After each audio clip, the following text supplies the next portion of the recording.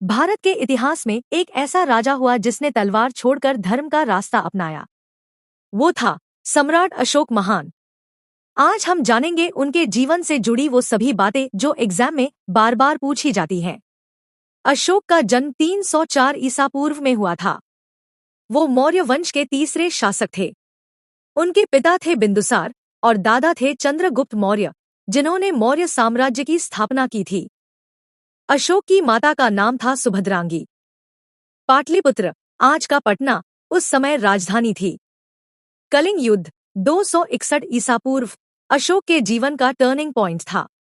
कलिंग, आज का उड़ीसा, को जीतने के लिए अशोक ने भयानक युद्ध लड़ा। इस युद्ध में 1 लाख लोग मारे गए, 1.5 लाख कैदी बने और लाखों घायल हुए।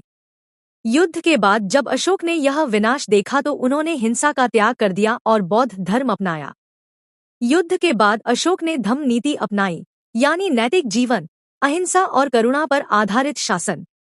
उन्होंने राजा नहीं बल्कि धर्मराज बनने की कोशिश की। उनके गुरु थे उपासक मोग्गलीपुत्र तिस। उन्होंने तीसरी बौद्ध संगीति पाटलिपुत्र में आयोजित की, लगभग 250 ईसा। अशोक ने बौद्ध धर्म को भारत के बाहर तक फैलाया। उन्होंने अपने पुत्र महेंद्र और पुत्री संघमित्रा को श्रीलंका भेजा। उन्होंने धम्म प्रचारकों को यूनान, मिस्र, नेपाल, बर्मा, अफगानिस्तान तक भेजा।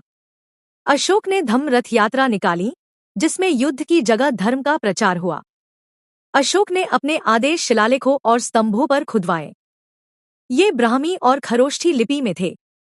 इन शिलालेखों से हमें उनके शासन और नीतियों की जानकारी मिलती है।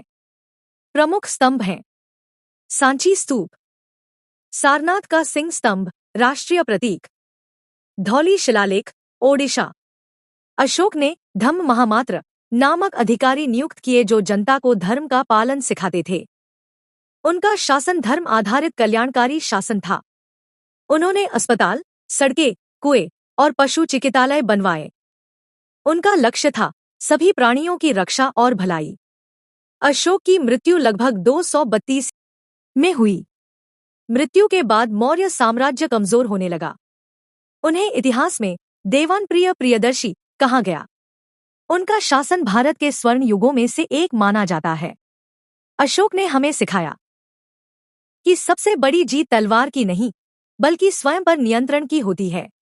अगर आपने भी इस वीडियो से कुछ नया सीखा है, तो लाइक, शेयर और सब्सक्राइब जरूर करें।